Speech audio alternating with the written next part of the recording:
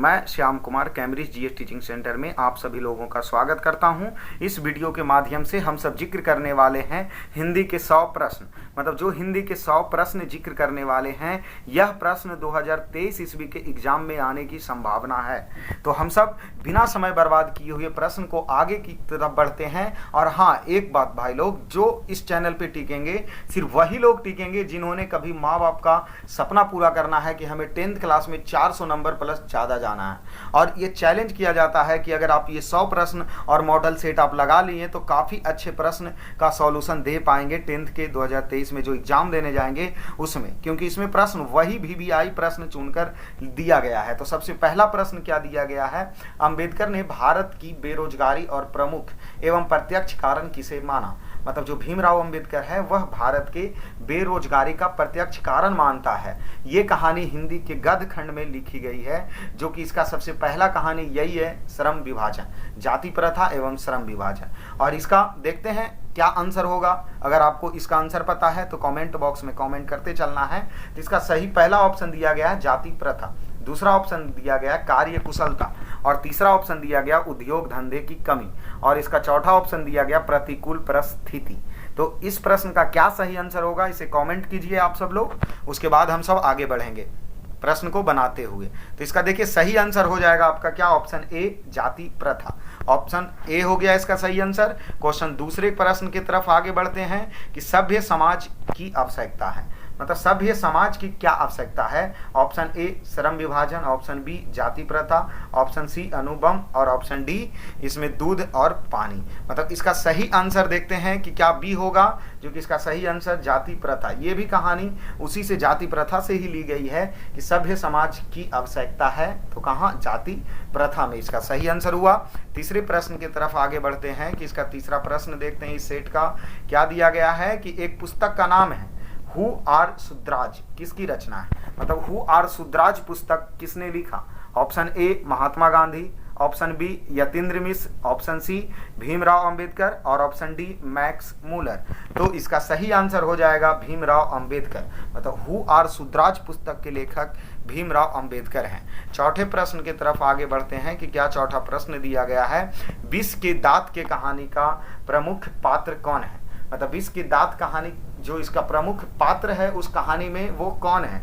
Option पहला Girdhar, option B Sen साहब, और ऑप्शन सी खोखा, और ऑप्शन डी सेन साहब की पत्नी। इसका सही आंसर हो जाएगा खोखा, क्योंकि विष के दांत में खोखा को ही प्रमुख पात्र माना गया है। अगले प्रश्न की तरफ देखते हैं। इसका पांचवा प्रश्न दिया क्या गया है, झोपड़ी और महल की लड़ाई में अक्सर कौन जीतता है। ऑप्शन ए महल, ऑप्शन बी झोपड़ी वाला, ऑप्शन सी दोनों, और इनमें से कोई नहीं। तो इसका सही आंसर हो जाएगा महल, क्योंकि झोपड़ी और महल की जब लड़ाई होती है तो उसमें महल वाले लोग ही जीतते हैं, क्योंकि महल वाले लोग अमीर होते हैं और झोपड़ी वाले लोग गरीब। अक्सर झोपड़ी वाले लोग कहीं ना कहीं कुचला जाते हैं अमीर लोगों के कारण, इसीलिए इसका सही आंसर महल वाले हो गए। ऑप्शन छठा देखते हैं। छठा क्वेश्चन क्या दिया गया है कि सच्चा भारत कहाँ बसता है। ऑप्शन देख लीजिए, 6 नंबर क्वेश्चन क्या पूछा गया है, सच्चे भारत कहाँ बसते हैं। ऑप्शन ए गांव में, ऑप्शन बी खलिहान में, ऑप्शन डी बगीचा में, और ऑप्शन डी गलियां में। मतलब इसका सही आंसर जो सच्चे भारत हैं वो कहाँ बसते हैं, तो इसका सही आंसर ए होगा, क्योंकि सच्चे भारत गांव में बसते हैं। अगला 7वां प्रश्न देखा जाता है, क्या दिया गया है कि भारत से हम क्या सीखें, पाठ गद्य की कौन सी विद्या है। मतलब जो ये कहानियां दी गई है वो कौन सी विद्या है। नंबर पहला भाषण, दूसरा निबंध, तीसरा कहानी, और चौथा रेखा चित्र। तो इसका सही आंसर हो जाएगा भाषण, ये एक भाषण है। अगला प्रश्न देखते हैं। 8वां नंबर प्रश्न क्या दिया गया है, दूसरे के इशारों पर भटकने वाले लोग को क्या कहते हैं। मतलब वैसे लोग जो दूसरे के इशारों पर भटकते हैं उस लोगों को क्या कहा जाता है। ऑप्शन पहला विद्वान, ऑप्शन बी ज्ञानी, ऑप्शन सी मूढ़, और ऑप्शन डी भले लोग। तो इसका सही आंसर हो जाएगा मूर्ख होंगे। यहाँ पर मूढ़ ना होकर के क्या होंगे, मूर्ख होंगे। वो व्यक्ति जो दूसरे के इशारे पर भटकते हैं उसे मूर्ख कहा जाता है। 9वां नंबर प्रश्न देख लेते हैं क्या होगा, मैक्स मूलर के पिता का क्या नाम था। आप सब शायद कहानी पढ़े ही होंगे, तो बताइए मैक्स मूलर के पिता का नाम क्या था। ऑप्शन ए विरह मूलर, option B Wilhelm Muller, option C Wilhelm Muller, और ऑप्शन डी वीदेनमूलर। तो इसका सही आंसर क्या होगा, कमेंट कीजिए आप सब। तो इसका सही आंसर विल्हेल्म मूलर होंगे। ऑप्शन अब 10वां क्वेश्चन की तरफ बढ़ते हैं कि कठ और केन का जर्मन भाषा में किसने अनुवाद किया। मतलब कठ और केन का जर्मन भाषा में किसने अनुवाद किया। Option A Hazari Prasad Dwivedi, option B Ashok Vajpeyi, option C Amarkant और ऑप्शन डी मैक्स मूलर। तो इसका सही आंसर हो जाएगा मैक्स मूलर के द्वारा कठ और केन का जर्मन भाषा में अनुवाद किया गया। तो आगे देखते हैं हम सब 11वां नंबर प्रश्न की ओर कि परंपरा का मूल्यांकन के रचना है। मतलब परंपरा का जो मूल्यांकन है वो किसके द्वारा रचना की गई है। Option A Ramvilas Sharma, option B Gunakar Mule, option सी अशोक वाजपेयी और ऑप्शन डी महात्मा गांधी। तो इसका सही आंसर क्या है, जो देखते हैं कि परंपरा का मूल्यांकन का रचना रामविलास शर्मा के द्वारा किया गया। 12 नंबर प्रश्न की तरफ बढ़ते हैं कि एक पतंग अनंत में किनकी रचना है। मतलब एक पतंग है जो अनंत में किनकी द्वारा लिखा गया है।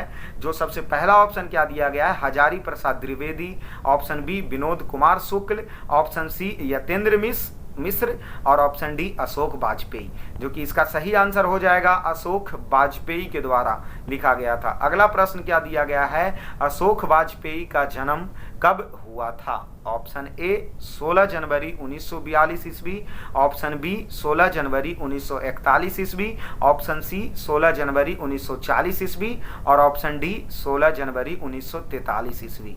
तो इसका सही आंसर हो जाएगा कि अशोक वाजपेयी का जन्म 16 जनवरी 1941 ईस्वी को हुआ था।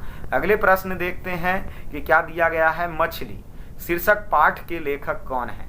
Option A Yatendra Mishra, option B Hazari Prasad Dwivedi, option C Vinod Kumar Shukla और ऑप्शन डी नलिन विलोचन शर्मा। तो मछली शीर्ष के कहानी का लेखक विनोद कुमार शुक्ल हैं।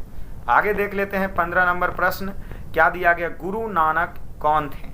ऑप्शन पहला सिख के 10वें गुरु, ऑप्शन बी सिख के प्रथम गुरु, ऑप्शन सी हिंदुओं के प्रथम गुरु और ऑप्शन डी मुस्लिमों के प्रथम गुरु। तो इसका सही आंसर हो जाएंगे गुरु नानक सिख के प्रथम गुरु थे। और अगले प्रश्न की तरफ देखते हैं कि जपूजी किसकी रचना है। जपूजी जो किसकी रचना है। ऑप्शन ए कबीर की, ऑप्शन बी रहीम की, ऑप्शन सी गुरु नानक की और ऑप्शन डी धनानंद की। तो जपूजी गुरु नानक की रचना है। अगले प्रश्न की तरफ देखते हैं, क्या दिया गया, नाखून क्यों बढ़ते हैं हिंदी में कौन विद्या है। ऑप्शन ए ललित निबंध, ऑप्शन बी कहानी, ऑप्शन सी कविता और ऑप्शन डी उपन्यास। तो नाखून क्यों बढ़ते हैं, यह एक ललित निबंध है। अगले प्रश्न की तरफ देखते हैं, क्या दिया गया है, विरह लीला किसकी रचना है। मतलब विरह लीला किसके द्वारा लिखा गया। ऑप्शन ए रस खान, ऑप्शन बी कबीर और ऑप्शन सी घनानंद और ऑप्शन डी प्रेम घन। तो इसका सही आंसर हो जाएगा विरह लीला धनानंद के द्वारा लिखी गई है। अगले प्रश्न देखते हैं कि धनानंद का जो जन्म कब हुआ। तो घनानंद का जन्म कब हुआ जो पूछा गया है, इसका ऑप्शन ए देख लीजिए 1680 ईस्वी के आसपास, ऑप्शन बी 1681 ईस्वी के आसपास, ऑप्शन सी 1682 ईस्वी के आसपास और ऑप्शन डी 1689 ईस्वी के आसपास। तो इसका सही आंसर हो जाएगा ऑप्शन डी 1689 ईस्वी के आसपास। अगले प्रश्न देखते हैं, 20 नंबर प्रश्न तक पहुंच चुके हैं हम सब लोग कि 20वां नंबर प्रश्न क्या पूछा गया है, स्वदेशी कविता किसकी संकलित है। मतलब जो स्वदेशी कविता किसके द्वारा संकलित किया गया। ऑप्शन ए प्रेम घन सर्वस्व के द्वारा, ऑप्शन बी जीर्ण जनपद से, ऑप्शन सी भारत प्रयाग से और ऑप्शन डी प्रयाग रामागमन से। तो इसका सही आंसर हो जाएगा प्रेम घन सर्वस्व से। अगले प्रश्न देखते हैं, 21 नंबर प्रश्न क्या दिया गया है, दही वाली मगम्मा किस भाषा से अनुदित कहानी है। मतलब जो दही वाली मगम्मा का कहानी लिखा गया है वो किस भाषा से अनुवादित किया गया हिंदी में। तो सही इसका ऑप्शन देख लीजिए पहले क्या है, option A Odia, option B Kannada, option C Bhojpur और ऑप्शन डी तमिल। तो ये जो दही वाली मगम्मा है वह कन्नड़ भाषा से हिंदी में अनुवादित कहानी है। अगले प्रश्न की तरफ देखते हैं कि क्या दिया गया है, टॉलस्टॉय कौन थे। ऑप्शन ए हिंदी लेखक, ऑप्शन बी अंग्रेजी लेखक, ऑप्शन सी रूसी लेखक और ऑप्शन डी फ्रेंच लेखक। तो टॉल्स्टॉय कौन थे? तो टॉल्स्टॉय एक रूसी लेखक थे।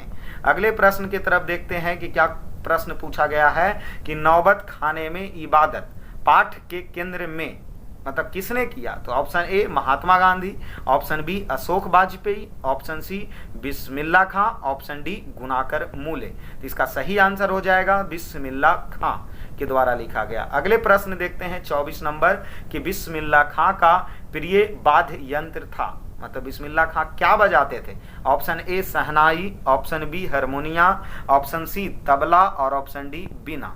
तो बिस्मिल्लाह खां के द्वारा शहनाई बजाई जाती थी। 25वां नंबर प्रश्न देखते हैं कि अक्षरों की कहानी किसकी रचना है? अक्षरों की कहानी किसकी रचना है? Option A Max Muller, option B Gunakar Mule, option सी बिरजू महाराज और ऑप्शन डी रामविलास शर्मा। तो इसका सही आंसर हो जाएगा गुनाकर मूले। अगले प्रश्न देखते हैं क्या दिया गया है कि शिक्षा और संस्कृति किसकी रचना है? Option A Ashok Vajpeyi, option B Ramvilas Sharma, option C Mahatma Gandhi और option D Yatendra Mishra.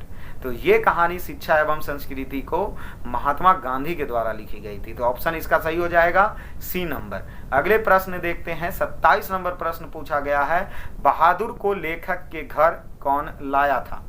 Option A लेखक की बहन, ऑप्शन बी लेखक का साला, ऑप्शन सी लेखक का भाई और ऑप्शन डी लेखक के चाचा। तो इसका सही आंसर हो जाएगा ऑप्शन बी लेखक का साला। बहादुर कहानी पढ़े ही होंगे आप सब।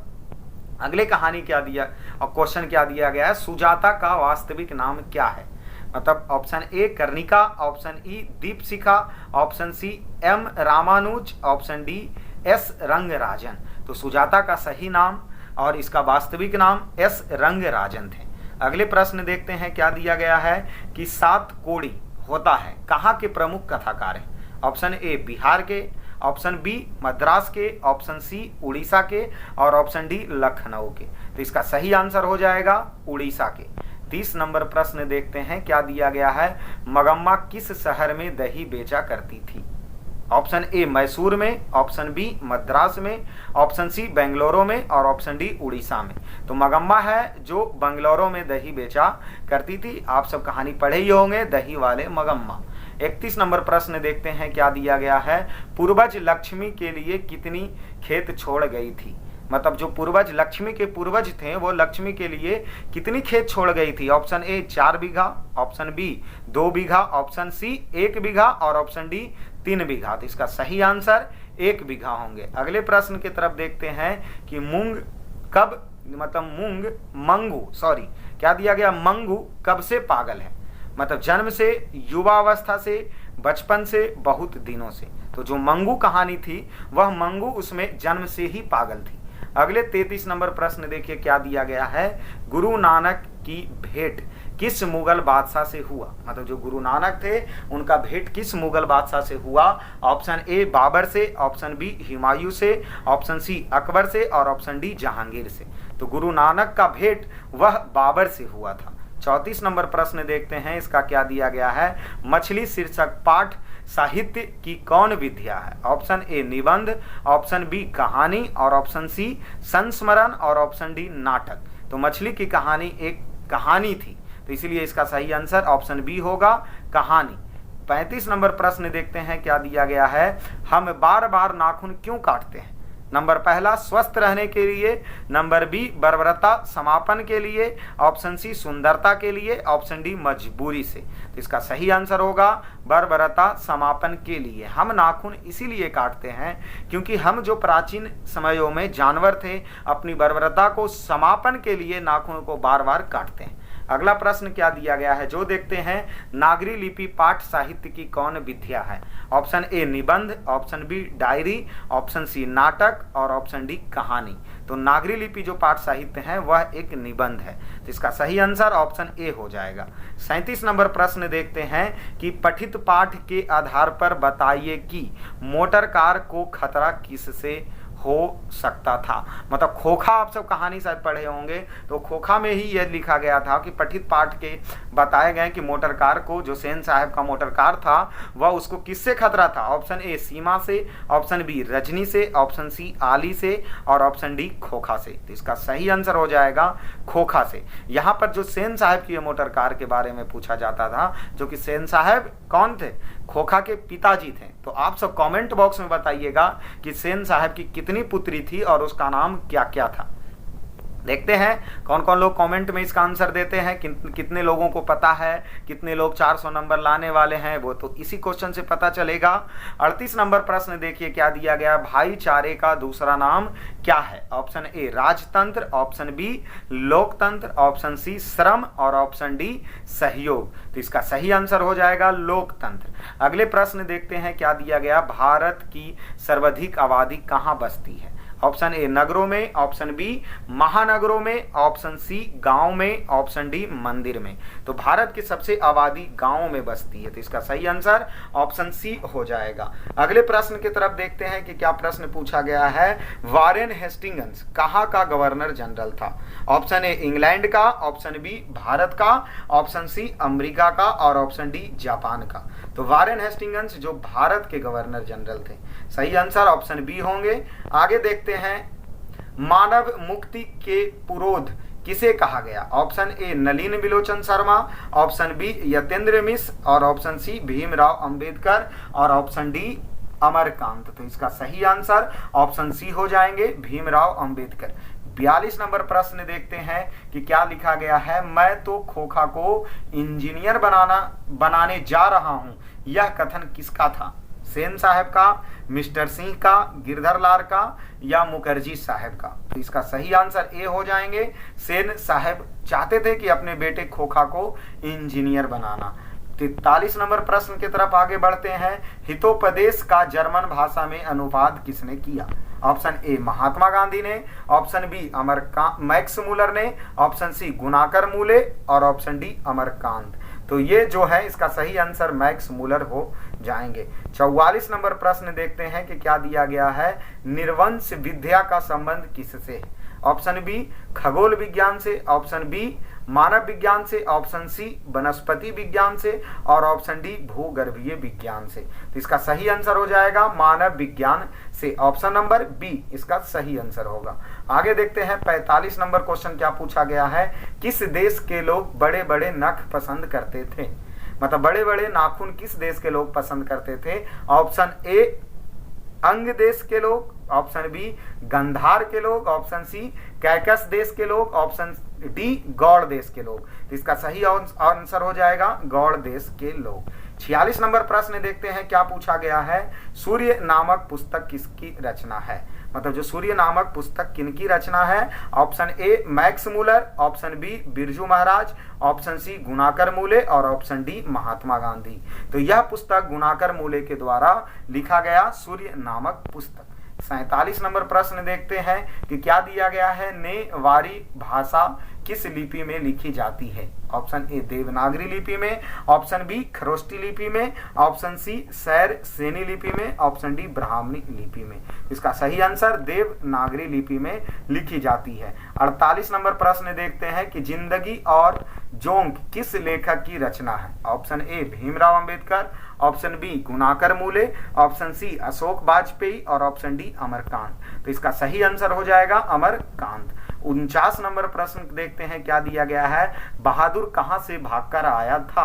ऑप्शन ए नेपाल भोपाल से, ऑप्शन बी नेपाल से, ऑप्शन सी बंगाल से, ऑप्शन डी तिब्बत से। इसका सही आंसर ऑप्शन बी हो जाएंगे, जो बहादुर वह नेपाल से भागकर आए थे।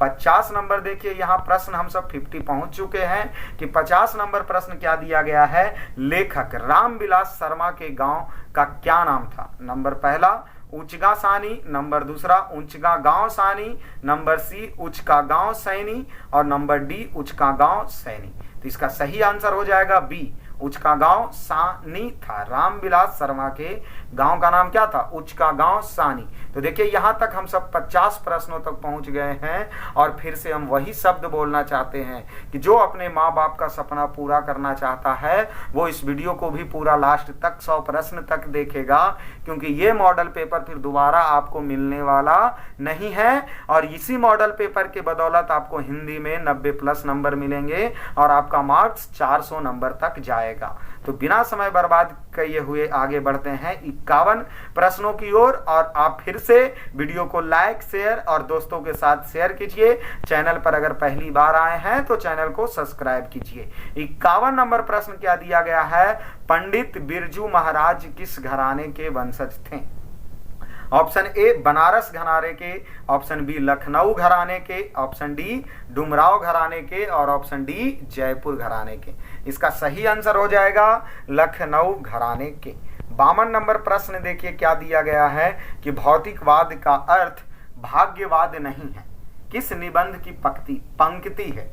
ऑप्शन ए नागरी लिपि का, ऑप्शन बी परंपरा का मूल्यांकन का, ऑप्शन सी श्रम विभाजन और जाति प्रथा या ऑप्शन डी नाखून क्यों बढ़ते हैं? तो इसका सही आंसर हो जाएगा परंपरा का मूल्यांकन में ही भौतिकवाद का अर्थ भाग्यवाद नहीं है। यह जिक्र कहाँ किया गया है? तो परंपरा का मूल्यांकन में। 53 नंबर प्रश्न देखिए क्या पूछा गया है? बिरजू महाराज जी का संबंध है ऑप्शन ए तबला वादन से, ऑप्शन बी संतूर वादन से, ऑप्शन सी बांसुरी वादन से और ऑप्शन डी इनमें से कोई नहीं। तो इसका सही आंसर हो जाएगा इनमें से कोई नहीं। अगले प्रश्न की तरफ देखते हैं कि 54 नंबर प्रश्न क्या पूछा गया है? बहादुर शीर्षक कहानी की निर्मला कौन थी? मतलब उसमें निर्मला कौन थी? ऑप्शन ए लेखक की बहन, ऑप्शन बी लेखक की पत्नी, ऑप्शन सी लेखक के रिश्तेदार और ऑप्शन डी लेखक की माँ। तो इसका सही आंसर हो जाएगा लेखक की पत्नी। अगले प्रश्न देखते हैं क्या दिया गया है? आशा दीवार किस कवि की रचना है? ऑप्शन ए रस खान, ऑप्शन बी कुंवर नारायण, ऑप्शन सी रामधारी सी दिनकर और ऑप्शन डी गुरु नानक। तो इसका सही आंसर हो जाएगा गुरु नानक के द्वारा यह कवि जो आशी दीवार किसकी कवि थी? तो वह गुरु नानक की कवि थी। अगले प्रश्न देखते हैं क्या दिया गया? 56 नंबर किनके जन्म दिवस को अहिंसा दिवस के रूप में मनाया जाता है? Option A Mahatma Gandhi, option B doctor Rajendra Prasad, option C Jawaharlal Nehru और ऑप्शन डी बाल गंगाधर तिलक। तो इसका सही आंसर हो जाएगा महात्मा गांधी के जन्म पर अहिंसा दिवस के रूप में मनाया जाता है। अगले प्रश्न क्या दिया गया है? गुरु नानक पंजाबी के अलावा और किस भाषा में कविताएं लिखे? नंबर ऑप्शन पहला उड़िया भाषा, number 2 Hindi, number C Marathi और नंबर डी बंगाली। तो इसका सही आंसर हो जाएगा हिंदी भाषा में। 58 नंबर प्रश्न देखते हैं क्या दिया गया है? संप्रदाय या मुक्त कृष्ण भक्त कवि कौन है?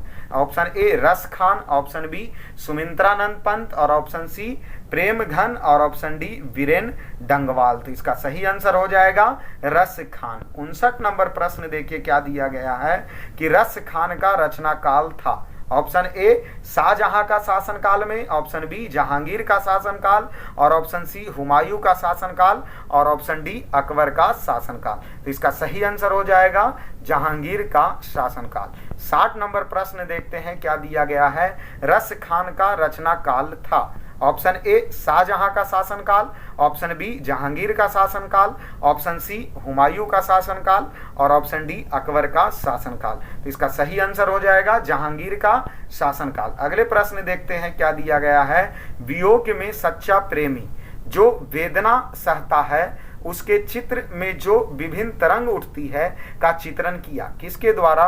तो ऑप्शन ए घनानंद ने, ऑप्शन बी अनामिका ने, ऑप्शन सी रेनर मारिया मिल्के ने, ऑप्शन डी वीरेन डंगवाल ने। तो इसका सही आंसर हो जाएगा घनानंद ने। 61 नंबर प्रश्न देखते हैं पराजय में कौन सा उपसर्ग है? ऑप्शन ए प, ऑप्शन बी परा, ऑप्शन सी पर और ऑप्शन डी पराजय। तो इसका सही आंसर हो जाएगा क्या कि इसमें परा का उपसर्ग है। देखिए शायद आप सब लोग पढ़े होंगे उपसर्ग और प्रत्यय। तो उपसर्ग वो शब्द को कहते हैं जो किसी शब्द के आगे लगता है। जैसे यहाँ देखिए इस शब्द में क्या लगा है?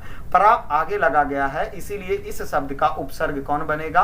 तो परा इस शब्द का उपसर्ग बनेंगे। आगे नंबर प्रश्न देखते हैं 62 नंबर प्रश्न क्या दिया गया है? 62 नंबर प्रश्न देखिए शुद्ध वाक्य है, मतलब इनमें कौन शुद्ध वाक्य है? ऑप्शन ए राम ने पुस्तक खरीदा, ऑप्शन बी राम पुस्तक खरीदा, ऑप्शन सी राम ने पुस्तक खरीदी, इनमें से सभी। तो इसका इसमें शुद्ध वाक्य आप देखिए, शुद्ध वाक्य बोलने में कौन अच्छा लग रहा, राम ने पुस्तक खरीदी। आप अगर शुद्ध और अशुद्ध वाक्य को पकड़ना चाहते हैं तो वो वाक्य को धीरे शब्दों में, धीरे स्वर में पढ़ना शुरू कीजिए और उनमें जो अच्छे लगते हैं वही उसका सही आंसर होगा। राम ने पुस्तक खरीदी, क्यों? क्योंकि पुस्तक यहाँ स्त्रीलिंग है, इसीलिए वो खरीदी शब्द का प्रयोग करने में काफी शुद्ध लग रहा, इसीलिए इसका सही आंसर ऑप्शन सी होगा।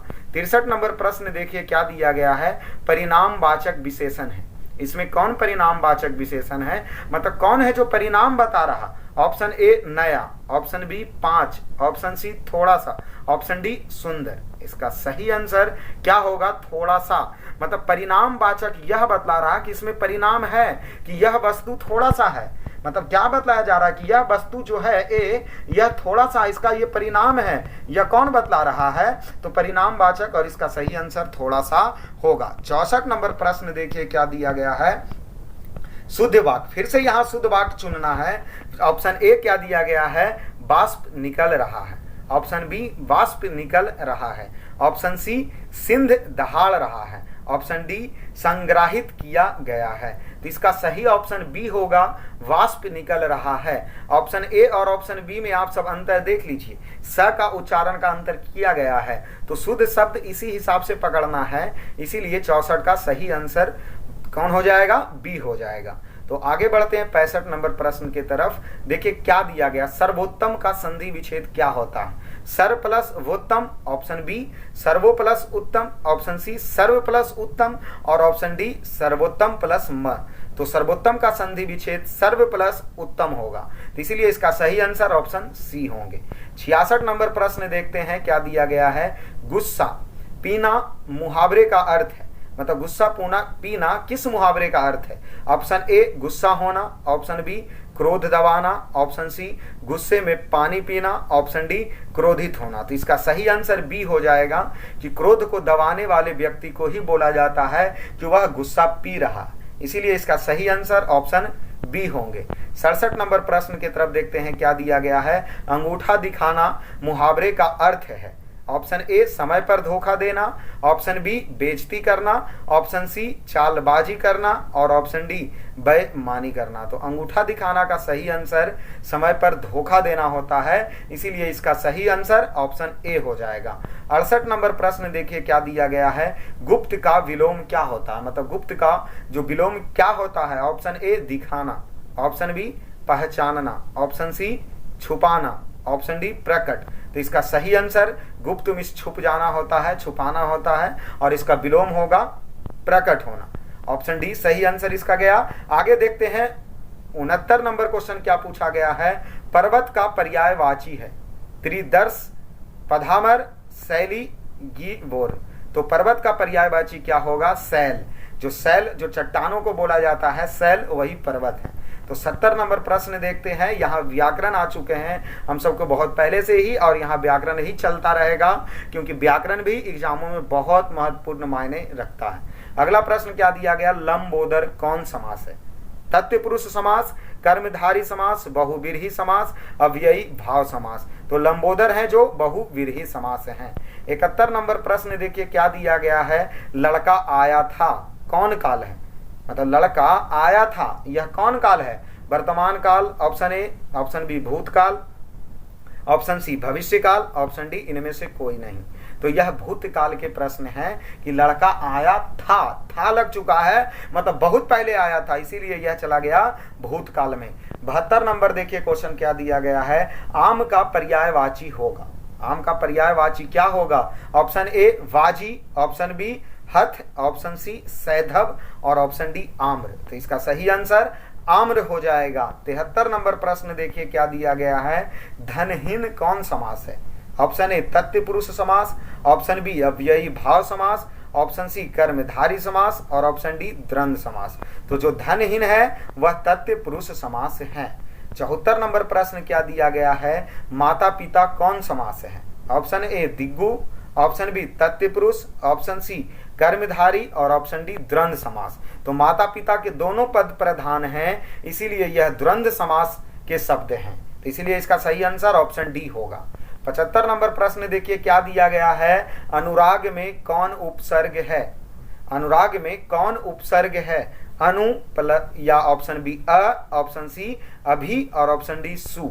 इसका सही आंसर अनु हो जाएंगे, क्योंकि उपसर्ग उसे ही बोला जाता है जो किसी शब्द के आगे लगता है। यहां देखिए इस शब्द के आगे क्या लगा है, अनु, इसीलिए इसका उपसर्ग अनु होगा। 76 नंबर प्रश्न की तरफ देखते हैं क्या बोला जा रहा है, अस्मिता का सही अर्थ क्या है? ऑप्शन ए पहचान, ऑप्शन बी मना करना, ऑप्शन सी बाहुबली, ऑप्शन डी कंजूस। तो इसका सही आंसर पहचान होता है। अस्मिता का सही अर्थ पहचान होता है। अगले प्रश्न देखिए क्या दिया गया, 77 नंबर, निम्नलिखित में कौन वाक्य शुद्ध है? इसका सही पहला ऑप्शन मैं आपका दर्शन करने आया हूं, ऑप्शन बी मैं आपके दर्शन करने को आया हूं, ऑप्शन सी मैं आपका दर्शन चाहता हूं, ऑप्शन डी मैं आपका दर्शन करने आया हूं। तो इसका सही आंसर ऑप्शन ए हो जाएगा, मैं आपका दर्शन करने आया हूं। 78 नंबर प्रश्न देखिए क्या दिया गया है, संज्ञा के कितने भेद होते हैं? ऑप्शन ए 2 भेद, ऑप्शन बी 4 भेद, ऑप्शन सी 5 भेद और ऑप्शन डी 8 भेद। तो संज्ञा के 5 भेद होते हैं। आप सभी लोग कमेंट बॉक्स में कमेंट कीजिए कि संज्ञा के 5 भेद कौन कौन है और उसका क्या नाम है। 79 नंबर प्रश्न देखते हैं क्या दिया गया है, संसार का संधि विच्छेद है? सन प्लस सार, ऑप्शन बी सम प्लस सार, ऑप्शन सी सन प्लस सार और ऑप्शन डी समास प्लस र। तो इसका सही आंसर हो जाएगा सम प्लस सार। तो इसका सही ऑप्शन बी होंगे। 80 नंबर प्रश्न देखते हैं क्या दिया गया है, इंद्र का पर्यायवाची है? मतलब इंद्र का पर्यायवाची क्या होता है? ऑप्शन ए अतुल, option B Devraj, option C महाकाय और ऑप्शन डी मोदत दाता। तो इसका सही आंसर ऑप्शन बी हो जाएंगे देवराज। 81 नंबर प्रश्न देखिए क्या दिया गया है, वेदना में प्रत्यय है? मतलब वेदना में कौन सा प्रत्यय है? ऑप्शन ए ना, ऑप्शन बी अना, ऑप्शन सी दना और ऑप्शन डी अना। तो इसका सही आंसर ना हो जाएगा। शायद आप सब लोग प्रत्यय के बारे में पढ़े होंगे, तो प्रत्यय उसे ही कहते हैं जो किसी शब्द के लास्ट में लगा होता है, और उपसर्ग बोले थे क्या कि जो किसी शब्द के आगे लगा होता है। तो यहाँ प्रत्यय पूछा गया है, इसीलिए जो शब्द के लास्ट में लगा है वो उसका प्रत्यय होंगे। जैसे इसमें देखिए लास्ट में क्या लगा है, ना, तो इसका सही आंसर ऑप्शन ए होगा। तो आगे देखते हैं 82 नंबर प्रश्न क्या दिया गया है। 82 नंबर प्रश्न देखते हैं वेदना में प्रत्यय, मतलब 81 नंबर फिर से रिपीट हो गया है। आप सब इसका आंसर कमेंट कीजिए कि वेदना में प्रत्यय क्या है। ठीक है, तो अब सब हम सब आगे प्रश्न 82 नंबर की तरफ देखते हैं, मनुष्य कौन संज्ञा है? मतलब जातिवाचक है, या बी में व्यक्तिवाचक है, या सी में भाववाचक है, या डी में समूहवाचक। तो इसका सही आंसर हो जाएगा जातिवाचक, मतलब मनुष्य है जो जातिवाचक संज्ञा है। 83 नंबर प्रश्न देखिए क्या दिया गया है, प्रत्यय के कितने भेद होते हैं? ऑप्शन ए 2 भेद, ऑप्शन बी 3 भेद, ऑप्शन सी 4 भेद और ऑप्शन डी 5 भेद। तो प्रत्यय के 2 भेद होते हैं। आप सब लोग कमेंट में बतलाइए कि प्रत्यय के 2 भेद कौन कौन होते हैं। आगे देख लीजिए 84 नंबर प्रश्न देखते हैं, निम्नलिखित में निम्नकांत में कौन शुद्ध शब्द है? ऑप्शन पहला देख लीजिए देवनागरी, इसमें दीर्घई और हर्षई को देखना है। ऑप्शन बी देवी नागरी, ऑप्शन सी देवे नागरी, ऑप्शन डी देवनागरी। तो इसका सही आंसर क्या होगा? Option A Devanagari. अगले प्रश्न की तरफ देखते हैं, 85 नंबर दिया है, निम्न में शुद्ध कौन है? अनाधिकार, इसमें भी हर्षिकार दीर्घईकार को देख लीजिए आप सब लोग। ऑप्शन बी अनधिकार, ऑप्शन सी नधिकार और ऑप्शन डी अनाधिकार। तो इसका सही ऑप्शन हो जाएगा अनाधिकार। 86 नंबर प्रश्न देखिए क्या दिया गया है, आमरण शब्द में उपसर्ग है? अभी हम सब बताए हैं आपको कि उपसर्ग किसे कहते हैं। आप सब इसका आंसर जल्दी से कमेंट बॉक्स में कमेंट कीजिए कि आमरण शब्द में उपसर्ग कौन है? आ है, या म है, या ऑप्शन सी इमा है, या ऑप्शन डी इमा है। तो इसका सही आंसर क्या हो जाएगा? आ, क्योंकि हम क्या बोले हैं अभी, उपसर्ग में जो आगे लगा हुआ होता है उसी को उपसर्ग कहते हैं। तो इस शब्द में देखिए आमरण में क्या आगे लगा हुआ है? आ, इसीलिए इसका सही आंसर ऑप्शन ए होगा। 87 नंबर प्रश्न देखिए क्या दिया गया है, निम्न में से निश्चय शब्द का विलोम क्या होता है? तो ऑप्शन ए उपनिश्चय, ऑप्शन बी ननी सिचक, ऑप्शन सी अनिश्चय और ऑप्शन डी अनिश्चय। तो इसका सही ऑप्शन हो जाएगा निश्चय का विलोम शब्द अनिश्चय होता है। 88 नंबर देखिए क्या दिया गया है, वास्तविक शब्द में प्रत्यय क्या है। अभी आप सभी प्रत्यय के बारे में ढूंढिए और इसका सही आंसर बताइए कि प्रत्यय के बारे में सर अभी क्या बोले हैं, कि प्रत्यय आगे रहता है या पीछे। तो इसका सही ऑप्शन देखिए, पहले ऑप्शन देख लीजिए, इक, ऑप्शन बी विक और ऑप्शन सी का और ऑप्शन डी इक। तो प्रत्यय कहाँ लगा होता है, देखिए प्रत्यय किसी शब्द के पीछे में लगा होता है। तो आप सब देख सकते हैं कि इस शब्द के पीछे में क्या इक लगा हुआ है, इसीलिए इसका सही आंसर ऑप्शन डी होगा। 89 नंबर प्रश्न देखिए क्या दिया गया है, रुचि शब्द का विशेषण है। ऑप्शन ए रुचिकर, ऑप्शन बी रुचिक, ऑप्शन सी रुचि और ऑप्शन डी रुचना। तो रुचि शब्द का विशेषण क्या होगा, रुचिकर होंगे। 90 नंबर प्रश्न देखिए क्या दिया गया है, महाशय शब्द का स्त्री लिंग रूप क्या होगा। महाशय का स्त्री लिंग रूप क्या होगा, महाशयी होगा, महाशया होगा, महासीनी होगा या महासीई होगा। तो इसका सही ऑप्शन महाशया होगा। अब 91 नंबर प्रश्न देखते हैं, मात्र 10 प्रश्न देखा गया, 10 प्रश्न और बाकी है इस सेट में। तो जाए नहीं कहीं, 10 प्रश्न को लगा कर जाएं, क्योंकि माँ बाप का सपना भी पूरा करना है। तो ये 10 प्रश्न में ही हो सकता है 1 या 2 प्रश्न आ जाए, तो छोड़े ना, वीडियो को लास्ट तक देखें। अगला 91 नंबर प्रश्न क्या दिया गया है, भानुमति का पिटारा मुहावरे का क्या अर्थ है। ऑप्शन ए भानुमति की अटैची, ऑप्शन बी अनावश्यक वस्तुओं का भंडार, ऑप्शन सी भानुमति की संपत्ति, ऑप्शन बी भानुमति का, ऑप्शन डी जो है भानुमति का गुल्लक। तो इसका सही आंसर अनावश्यक वस्तुओं का भंडारण, जो भानुमति का क्या है, पिटारा का मुहावरे का अर्थ होता है। 92 नंबर प्रश्न देखिए क्या दिया गया है, अज्ञान शब्द कौन समास है। ऑप्शन ए बहुव्रीहि समास, ऑप्शन बी कर्मधारय समास, ऑप्शन सी नैत्र समास और ऑप्शन डी तत्पुरुष समास। तो इसका सही आंसर क्या हो जाएगा, आप सब कमेंट बॉक्स में कमेंट कीजिए कि अज्ञान शब्द में कौन सा समास होते हैं। आगे देख लीजिए, इसका अज्ञान शब्द में कौन समास होते हैं, जो इसका सही आंसर क्या होगा, ऑप्शन सी। और क्या ऑप्शन सी में होगा, जो आप सब लोग कमेंट कीजिए कि अज्ञान शब्द में कौन से समास होंगे। आगे देखिए 93 नंबर प्रश्न क्या दिया गया है, निम्न में भाववाचक संज्ञा कौन है। ऑप्शन ए बुढ़ापा, ऑप्शन बी पहाड़, ऑप्शन सी नदी और ऑप्शन डी राम। इनमें कौन भाववाचक संज्ञा है, तो बुढ़ापा को भाववाचक संज्ञा, क्योंकि बुढ़ापा शब्द से किसी व्यक्ति का भाव बताया जा रहा है कि वह बूढ़ा हो चुका है, इसीलिए इसमें बुढ़ापा इसका सही आंसर होगा। आगे देखिए 94 नंबर प्रश्न क्या दिया है, खेत शब्द है। पहला विदेशज, ऑप्शन बी तद्भव, तीसरा देशज और चौथा तत्सम। तो इसका सही आंसर हो जाएगा तद्भव को खेत शब्द जो बोला जाता है।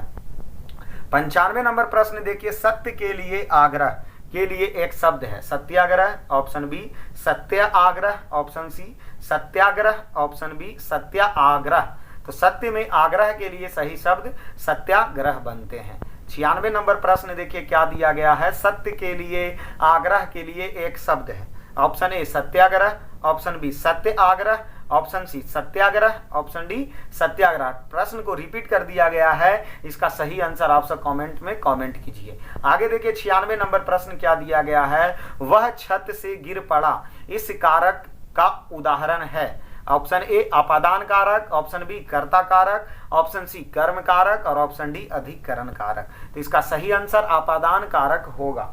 अपादान कारक आप शायद पढ़े होंगे, तो इसमें यही बताया गया होगा कि किसी चीज से किसी चीज का अलग होना, जैसे पेड़ से पत्ते गिरना अपादान कारक, छत से कोई चीज गिर पड़ा अपादान कारक, मतलब वो अलग हो रहा है किसी चीज से, तो वहां कौन कारक होगा, अपादान कारक। आगे देखते हैं 97 नंबर प्रश्न क्या दिया गया है, ग का उच्चारण स्थान कहाँ है। ऑप्शन ए तालु से, ऑप्शन बी मुहा से, ऑप्शन डी कंठ से, ऑप्शन डी ओष्ठ से। इसका सही ऑप्शन आंसर हो जाएगा ग। तो कहां से उच्चारण किया जा रहा है, कंठ से। ये शब्द आप बार बार उच्चारण कीजिए, इसी से पता चलेगा कि यह शब्द कहां से उच्चारित किया जाता है। तो 98 नंबर प्रश्न देखो क्या दिया गया है, तुम क्या खा रहे हो। रेखांकित शब्द कौन सर्वनाम है, अनिश्चयवाचक, प्रश्नवाचक, संबंधवाचक या निश्चयवाचक। तो इसमें सबसे बड़ा चीज देखिए, आप प्रश्न पूछा जा रहा है तुम क्या खा रहे हो, तो ये ऑप्शन सही बी होगा प्रश्नवाचक।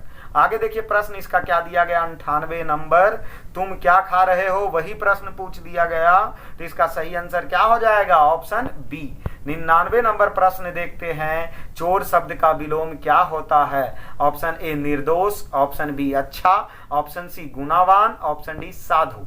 तो चोर शब्द का विलोम अर्थात उल्टा क्या होता है, तो साधु होता है। आज हम सब इस सेट के अंतिम प्रश्न 100वें प्रश्न देखने जा रहे हैं, जो कि 100वां प्रश्न क्या दिया गया है, भारत के प्रधानमंत्री किस पदबंध का उदाहरण है। ऑप्शन ए संज्ञा पदबंध, ऑप्शन बी विशेषण पदबंध, और ऑप्शन सी सर्वनाम पदबंध, और ऑप्शन डी क्रिया पदबंध। तो इसका सही आंसर हो जाएगा संज्ञा पदबंध।